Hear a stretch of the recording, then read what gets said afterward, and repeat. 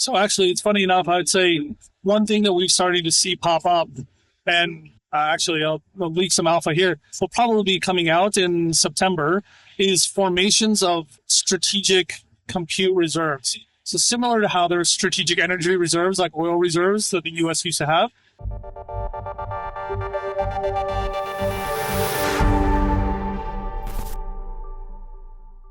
And we're here with Dan Wang, founder and CEO of Aether. Welcome, Dan. Thanks for coming. Thank you so much for having me. It's exciting to be here. A lot of epic background noise.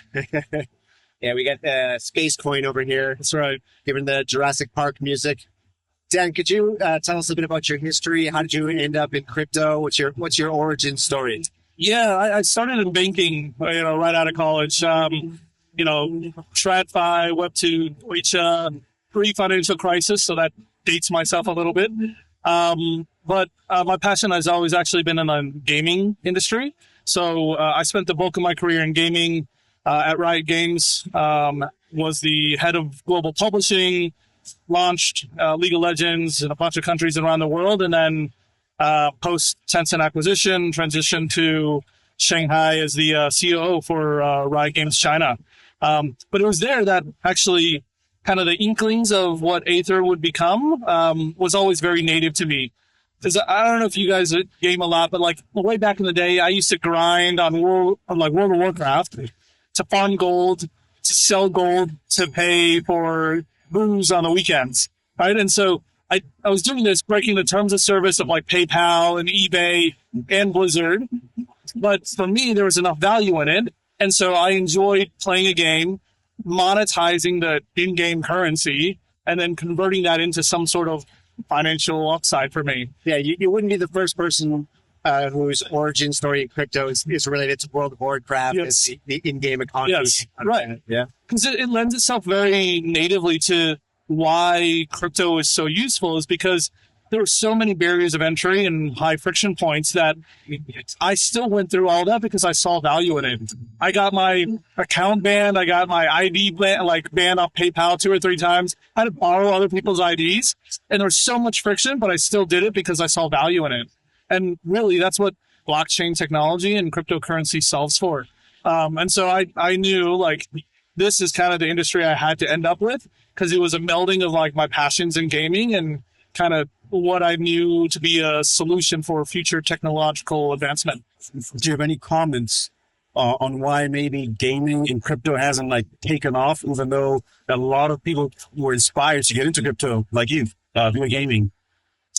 Well, fundamentally, it's because, pardon my French, there's been some pretty shitty games that have soured the first impression for most gamers when it comes to crypto and gaming, right? Now, if you take, let's say, World of Warcraft, and you had put the gold on chain 2 decades ago, the turnover in gold sales in aggregate is probably something north of $10 to $20 billion. And if Blizzard took a small transaction fee of that, I mean, that's enough revenue to, fund a couple more development of games. But the problem is this first wave of early adopters traditionally were studios or publishers that had already failed in the traditional games industry and were pivoting, looking for alternate options. And so what they did was, they're like, oh, well, here's an easy way to monetize and extract value. And so this entire first wave of games, like Web3 games, GameFi, that started appearing in the market were the wrong foot forward. And so when gamers, hardcore gamers like myself and a lot of origin story founders first started playing some of these games, we were immediately turned off. And then the mass adoption that you generally see for quality games never happened because word spreads quickly. Gamers are super, super fickle. And the fact that they felt that they were being extractive and being monetized basically ruined the entire first impression. And now it's got to go through a super long cycle to kind of rebuild that trust. And you got to lead with quality games first. So the grifters ruined it for everyone else, basically. Much like most early adoption of most industries, yeah. Yeah. It's good to hear that from somebody who was deep in gaming. Yes. Because we actually talked about that earlier today. Yeah.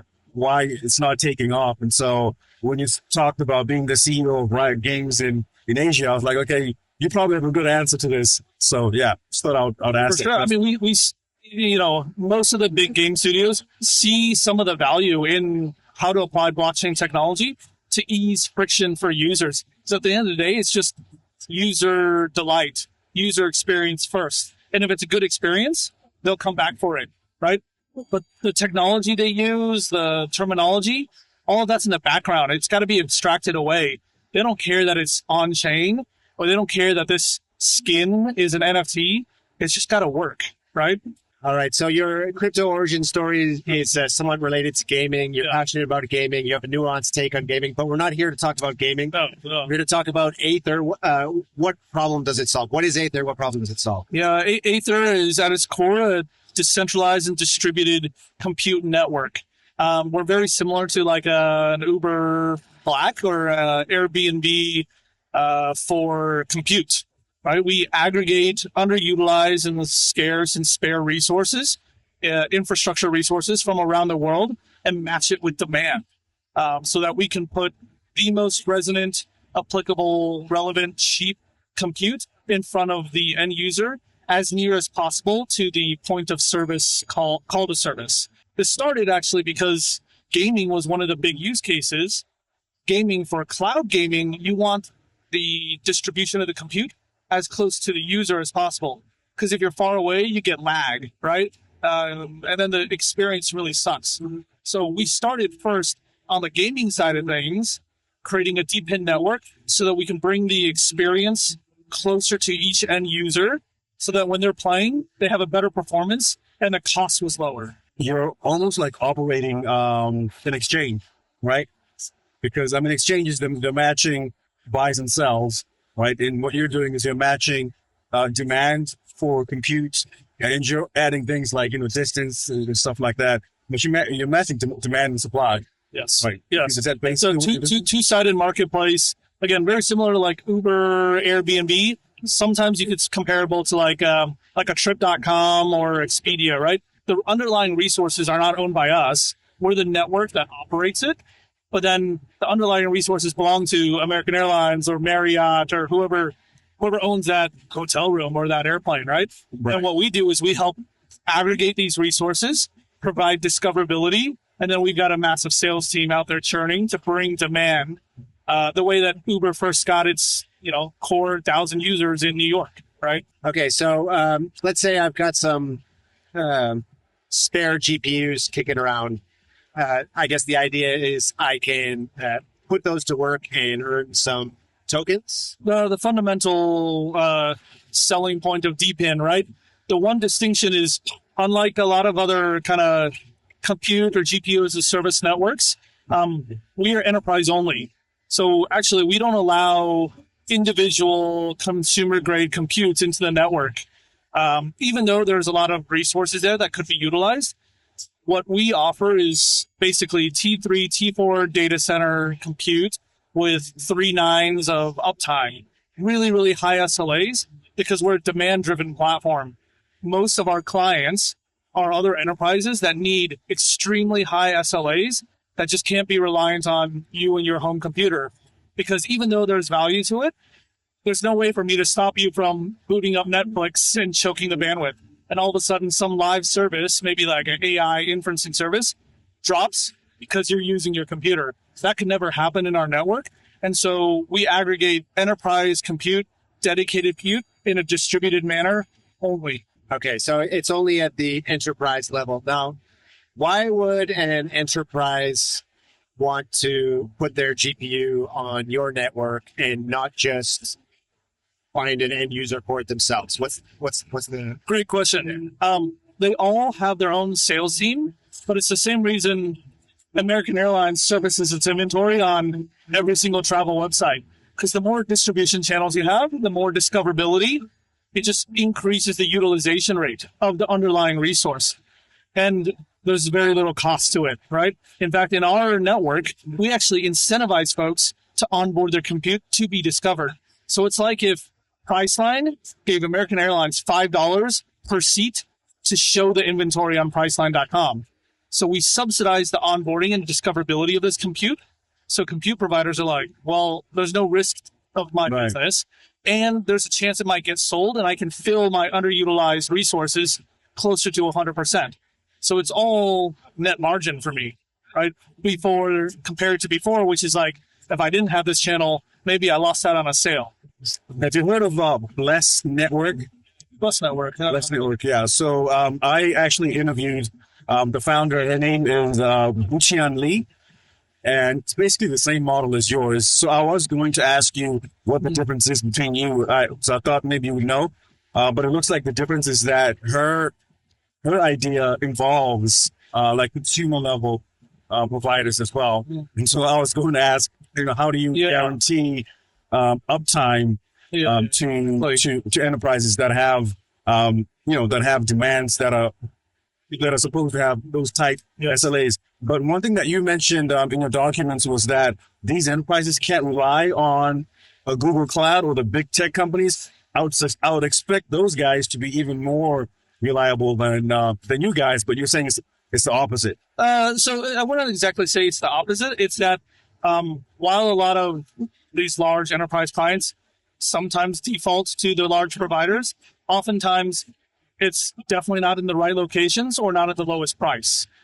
Case in point, if you want AWS services or you want cloud services, you use AWS or GCP, Azure, maybe in the Middle East, you're going to pay a way higher price going through them than versus a local provider who's grandfathered in on the electricity, grandfathered in on the infrastructure, is semi-government owned enterprise, and therefore they have fully subsidized rates. You're going to end up paying 2 or 3 times more and have less reliable services because all AWS, GCP, et cetera, do is they rent from these co-locations and local infrastructure providers to then provide their services. They provide the white glove concierge touch to make sure the experience is seamless for you, but then you pay way, way, way, way more for it. And then you're always a degree of separation away from the actual resource provider.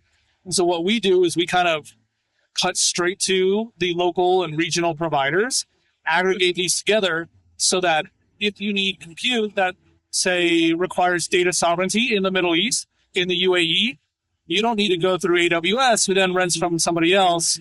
You go straight to the provider who's been incentivized to surface their inventory in our network that you normally would never be able to discover because you don't know who they are, you don't have their contact, and they don't know who you are because they don't have a global sales team. We solve for that two-sided marketplace problem. If you don't mind, for just going back to something you said a few minutes ago, I think you said that you're able to incentivize some of these GPU providers to join the network. How are you able to offer those incentives? Well, as some would call it, magic internet money. As we call it, a utility token, not a security. At its core, the reason why we have a token is the same reason why American Airlines miles exist, Marriott Bonvoy points exist, or AWS credits exist. It allows the company flexibility to create this medium of exchange for value.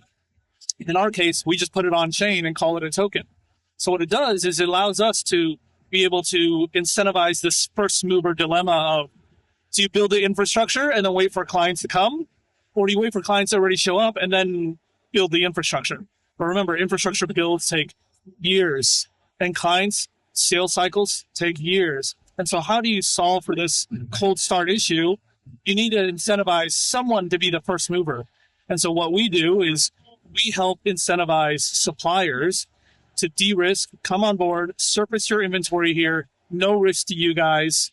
And if you get no demand, you still get compensated something for participating in our network. And if I do find you a client, well, guess what? That's a booking that you didn't have through a channel that you didn't have otherwise beforehand. Okay, so you're offering token incentives. That's correct. Aether has its own token. Unlike most DeFi networks. ATH. Yeah. That's right. ATH, all-time highs. Now, could you explain a little bit about some detail about how those incentives exactly work? Just to go into the tokenomics, I guess, of it. Yeah, and so we've allocated a full 50% of our entire token supply purely to incentivizing compute contributors and operators within our network. So the vast majority of all our incentives for very long duration, 10 plus years, slowly trickles out in a manageable fashion, and emissions rate to be able to reward providers for a long period. Now, like any network that starts off, just like any business that starts off, when you're trying to fight for market share in the beginning, Amazon ran at a loss for, 10 plus years. Uber, Airbnb, et cetera, they all run at a loss. Why? Because they're scaling for growth. That's exactly what we do with the token ourselves. It's like managing company balances in our own economy. We mint and issue tokens, and we give outsized rewards for people that take outsized risk by being the first movers in our ecosystem. And so our first early compute contributors did quite well, very well, because they were the ones that started providing compute when we had no clients. When the proof of our node network wasn't even up yet, they were the ones that were allocating resources to our network to even allow folks to be able to book on it. And because of that, we minted and issued tokens to them on a scale that depreciates over time. Now, as time goes on, and we're now about a year and a half into or past our TGE, our emissions start to significantly slow because we've managed to grow the network quite large. We just passed, I think, 140 million ARR in real money, not token money, like actual fiat in the bank. That's 100% buy pressure for our token. Because again, we only accept ATH as a way to book compute in our network. And so then we issue out subsidies in the form of ATH. It becomes less of an inflation problem because people are then forced to also buy the ATH to book. See. Now, for the compute providers, you give them these ATH incentives. You say it's a governance token. Yeah, governance utility token. Yeah. Governance utility. Okay, guys. So on the one for the buyer's side, the utility is they have to use ATH to get the compute. For the GPU providers, it's rewards and it's actually the security. It's like a security deposit on a car rental because again we're distributed in kind of permissionless network. So what happens if you bring 1,000 H100s onto the network? I found you a client contract for 2 or 3 years, $60-70 million worth of contract value. But then 1 year into it, you decide like, oh, you want to go and resell it somewhere else for slightly more expensive. I technically can't stop you because it's your inventory. So how do I enforce this SLA or this guarantee of this follow through of this contract? We require all compute contributors to stake in our network. So you have to put up a deposit that sits here and it's worth several months of rewards and service fees so that if you rug in the middle of a contract or if you can't hit your SLAs, the client has the right to file a complaint, file for credits, and then we slash that deposit to then distribute credits back to the clients. It's a whole new economic paradigm. It seems like it actually really does seem like, I got into Bitcoin and crypto in 2017, and there were so many of these ideas that that's what got me so excited about it. Yeah. And it seems like now it's actually working. How much adoption are you seeing? So obviously, I think the AI sector is just growing at such a breakneck pace. We're barely keeping up with demand. We simply can't secure enough supply to onboard into the network to service all the demand that we have. And that's why I keep saying we're a very demand-driven platform. So this demand is very specific for enterprise compute. I'd say in Web3, we're like 99% of all real revenue and real clients using AI compute services. We have by far more revenue than the next 10 VPN networks combined. But in the overall Web 2 and Neo Cloud space, we're just a small speck in the dust compared to like your CoreWeaves, your Crusoes, Northern Datas, etc. We're just starting out. And therefore, we actually see the upside potential on our revenue 10 to 20xing from here if we can solve for this problem of onboarding. Do you see yourself as a software company, or do you see yourself as a sales company? Because you're matching, like Airbnb is a marketplace, right? Yeah. They're matching demand and supply, And when I was looking through your website, I was wondering, are you an L1? Are you an L2? So you're a marketplace. How would you characterize like your company? Yes, absolutely. So we're not an L1, we're not an L2. We're actually agnostic of the chain we're on because, well, the service we provide is just actually kind of a boring Web 2 service. It's just compute sitting in a data center somewhere. There's nothing Web 3 about it. There's no blockchain technology like included or relevant to that. We just aggregate normal compute. And the way we incentivize, now the business model, that's the Web3 component. Right. And so we are essentially just you can almost think of this as a Web2 marketplace, but using a Web3 strategy to then be able to hack our growth and scale at a much faster rate than most projects or teams would be able to do in Web2. Case in point, we've had several deals that we were able to put together that would never have come together in Web2 because on a fiat and fiat basis, trade terms are slightly off. They wanted a little bit more upfront deposit. They're okay paying higher on-demand fees or longer-term contracts, but they want a lower rates, et cetera, et cetera. We are able to use our token, help subsidize to bridge this trade difference, but then farm the long-term incentives or farm the upside because they're willing to pay higher, longer-term margins and put this deal together. Where in Web 2, it would have just fallen apart. There's no way, no one's going to fund hundreds of thousands of dollars of cash for this. Well, we've got a treasury with tokens, and it's meant for that. It's meant to subsidize and fuel the scale and growth of our ecosystem. Does that impede because I'm thinking if I am an enterprise and I want to use you guys, maybe I'm not familiar with tokens and cryptocurrencies. Do you find that so it helps you in terms of financing your growth and expansion, but does that limit your options in terms of who you can do business with? Who's going to accept that? Who will accept those tokens? Yeah, you actually brought up like one of our number one pain points, which is we actually, if you look at our website, we've got a whole nother website just for enterprise clients because we strip away we abstract away all the Web3 features. At the end of the day, if you're a client, you can pay fiat to a bank account, and all you care about is the SLA contract and the price, right? Now, how we solve for it in the background, we try and abstract away so that it doesn't intimidate potential clients. But the truth is there are some clients that are like, you're faster, you're cheaper, you've got the right spec where we want it to be, but, we're not comfortable with Web3 yet.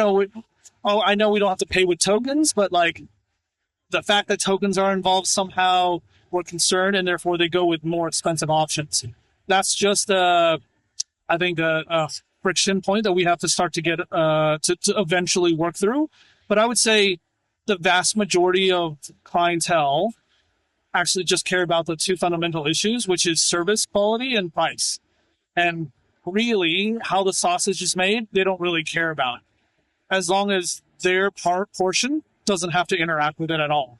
And that's why we work with a lot of service providers that abstract away the token component. They do the on-ramp, they do the conversion from fiat into tokens, to do that buys of ATH, to then book the compute on behalf of the client so that the client never needs to touch anything related to Web3. Have you noticed at all that the clients are becoming more receptive to the crypto component, or has that changed at all? I think there's been way better reception at the grassroots small medium business level. For them, the economics are even more important, and so they're really driven by cost savings because they're usually trying to, it's a startup or bringing something to market and scale. Cost is one of the biggest inhibitors. Where we see the biggest reluctance is still some of the larger enterprises that are like, actually, we're optimizing for downside risk management. So cost is important, but not at the expense of exposing ourselves to Web3 in unclear regulatory environments. So you'd say your biggest growth vector right now is these up and coming startups, small businesses, yes, small SMEs. So actually, I would say it's that, and surprisingly, it's other infrastructure providers. So what's funny is it's kind of like a Kayak and an Expedia model. They end up servicing the same inventory, but they all add a different value-added service to it, and then they all add their own margins to it. And so what ends up happening is we've discovered there's a lot of other platforms out there that I won't name, but they actually rent from us and then re-rent to their own clients. But they do it in a different business model. They'll rent from us on a 2 to 3 year long-term contract at very low prices. They prepay and take the risk of utilization, and then they re-rent it on demand at super high hourly rates. Yes, it's not used all the time, but they get a way higher margin when it is actually used. And then they take that risk, and then they farm the incentives as related to that. And so we see a lot of these other neoclouds and other platforms renting from us to provide their own solutions, their own kind of packages and value-add services to clients. Yeah, fascinating. It seems like it's just creating this. It's improving the market efficiency. Like this deep in model enables new market efficiencies that we haven't been able to see before. Right, because at the end of the day, the underlying resource or commodity is usually the same. Just like in travel, you have travel agencies that arrange everything for you, or you can go to each and every single individual provider. I go to the airline website, I can go to the hotel website and book everything myself. And at each level, there's different services provided and there's different pricing. And that's essentially what we're allowing for, is that people have enhanced discoverability, and then each level of the kind of service to the end client, they add their own spin to it, and some people just prefer that, right? And that's okay, as long as we provide our services to whoever our end client is. Yeah. Do you find that you have like specific regions that use you more? Like, so we're in Tokyo, Japan right now. You've got some bases in Asia. So do you find that most of your clients are in Asia, and that's why you've kind of focused your presence in those areas, or is it more spread out, the demand? I would say we're pretty global, but from a team perspective, but I'd say 80% of our demand's from the West. There is demand from Asia regions, but because of prior regulatory hurdles, like we couldn't sell compute into China, for instance. And so even though there was a lot of demand there, we were careful not to offend any regulatory gray zones. The vast majority of our clients are US, Canada, EU-based clients. And then recently, we're starting to see more small to medium-sized companies based out of Southeast Asia, North Asia, like Japan and Korea. Right. We just onboarded the first few clients in each region. But it's still quite small compared to the demand that we're seeing out of the West. And most of that demand is in size. It's not, a couple GPUs here or there. It's, we want 1,000 nodes, 1,000 GPUs for long-term contracts, because primarily they have large VC funding to drive, 8-9 figure LLM trainings or projects or initiatives for multiple years. I would say you don't see that type of adoption yet, or that type of demand yet out of the East, but it's starting to appear. And then on the supply side, you said that a lot of your supply is coming from areas where the big cloud providers don't have as good of deals in place, like access. I would say we have the best of both worlds. We have coverage in all the hotspot regions on like the West Coast, East Coast, and Northern Europe, etc. But then we also, because of the discoverability of our platform, are able to aggregate and onboard compute resources in regions that probably are generally underserved by some of the larger hyperscalers. And so we do both. We're able to provide services in all the regions that the hyperscalers are at, but then we're also providing services at a much cheaper price point to where they're not currently present. There's something interesting that you guys had in your white paper. You talked about AGI, right? Because I think the discussion was the demand for GPUs is only going to go up and up and up, and it's almost exponential. Whoever gets AGI first is going to be in control of much of the world, I guess. And so I think you're making a case for why GPU access is important and why your company is important. So when do you think, you talked about maybe 2027? is when we get to AGI. What are predictions on that? I mean, another way to look at it is Elon Musk says in 2 to 3 years, he predicts, XAI to have 5 million H100s, right? And that's a 100x scale over what they currently have, right? And the type of power that's going to take to power that, and the type of AI models that it's going to be able to power, and the scale at which it'll be able to provide everyday inferencing calls and services is just also 100x where we're at. So I would say we're just in the nascency of AGI, still ways away from it, but the pace at which this evolves is exponential, and maybe not 2027. I hope coming up. Yeah. But probably before 2030. One question I wanted to ask is, are people speculating on the ATH token, or like investors trying to I'm going to make money on this? Or is it more just like the GPU suppliers are sort of, they have to stake it in order, as part of the terms and conditions of your SLAs? That's a good question. We try and balance it, right? Like, you can't have a network where there's only utility, because then we don't get the premium that we want to be able to further subsidize compute deals. On the other side of the coin, it can't be all speculation. Otherwise, the volatility is so intense that the compute providers, you don't want the price changing 50% from the minute they buy it to the minute they spend it or book it or stake it, right? And so we try and balance both. What we see is actually almost 40% of the token demand and utilization and token flow into exchanges, off of exchanges, into our smart contracts are from compute providers and clients. The other 60%, speculators. Now, whether that's the right balance or not, we're not sure. Maybe we want some more stability and we want to increase utilization by core clients and compute providers to 60% and then only be 40% speculative. But that's something that's hard to control once the cat's out of the bag, unless we can drastically scale up either our business or the size of the network. Do you have some details about your token? I know you asked about tokenomics before, but I was wondering, what's the token supply? What's the market cap? When you talk about volatility, what are we talking about here? Is it shooting up and down, or? Yeah. I'm not looking at the chart right now, but I'd like to know just I'd top of your head. like to think that we've done okay since launching. We have a total token supply of 42 billion, because 42 is the answer to everything, right? So and it's two times the Bitcoin supply. Yeah, right. So it was a very 2000. Yeah. Oh yeah, 2000.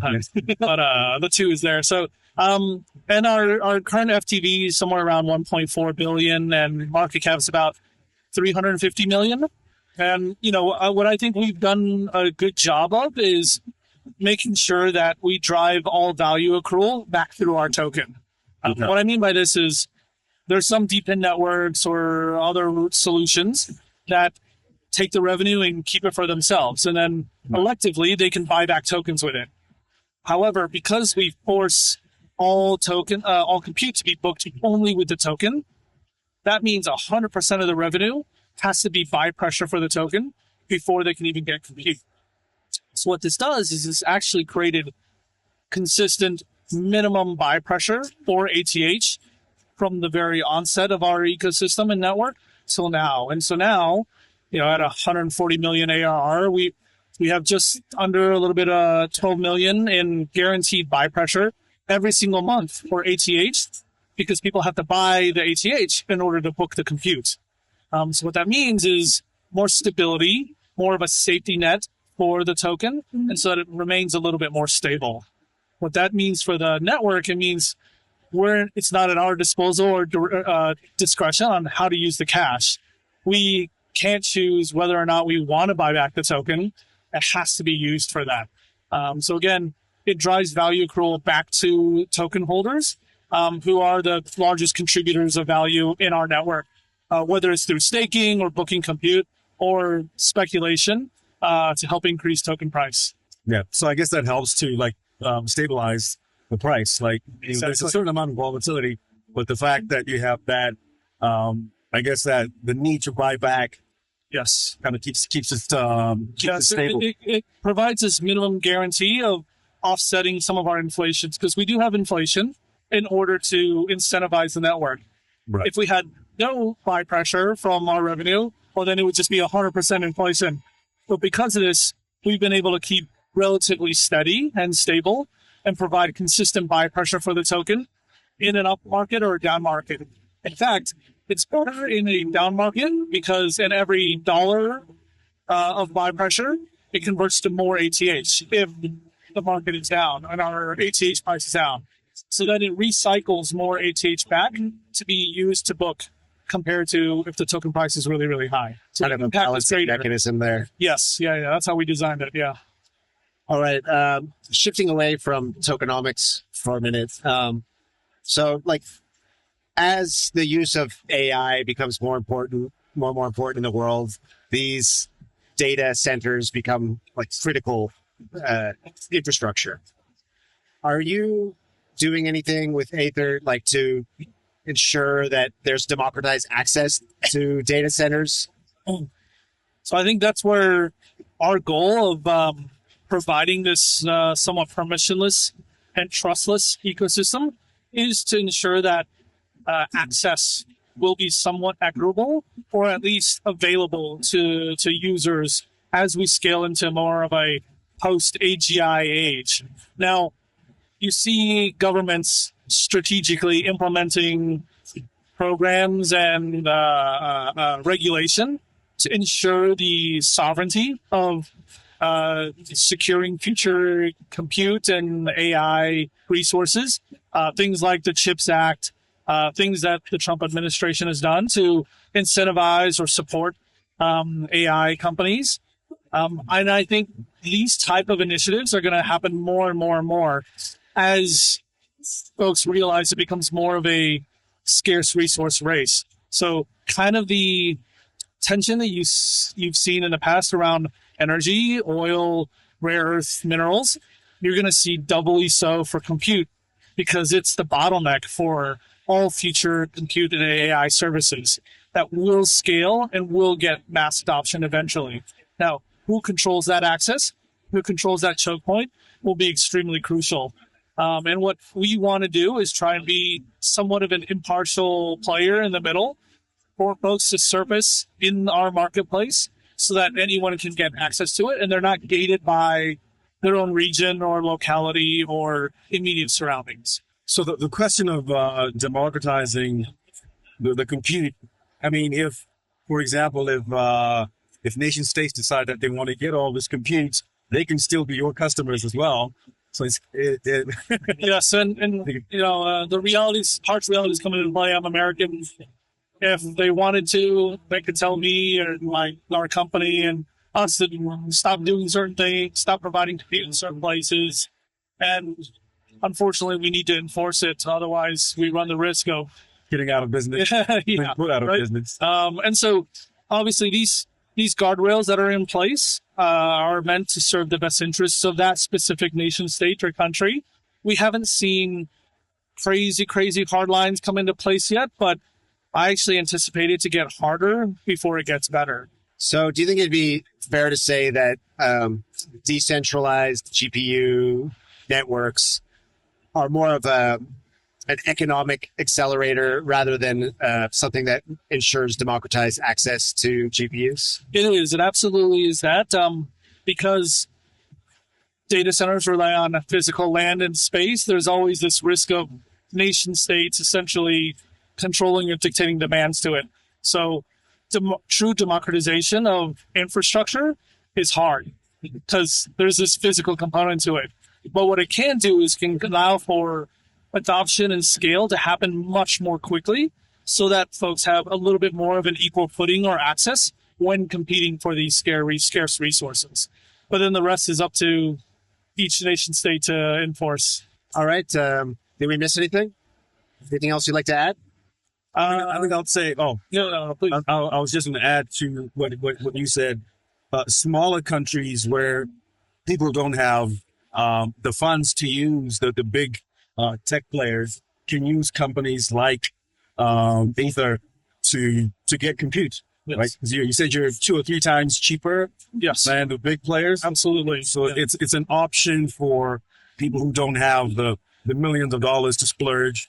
With Google, they can go to your company and use that compute and still be able to benefit from the AI technologies, because you've got the algorithms, but if you don't have the compute, you can't really do anything with the algorithms. And so there's some kind of democratization. Economic democratization. Yeah, it's a bit of both. Yeah.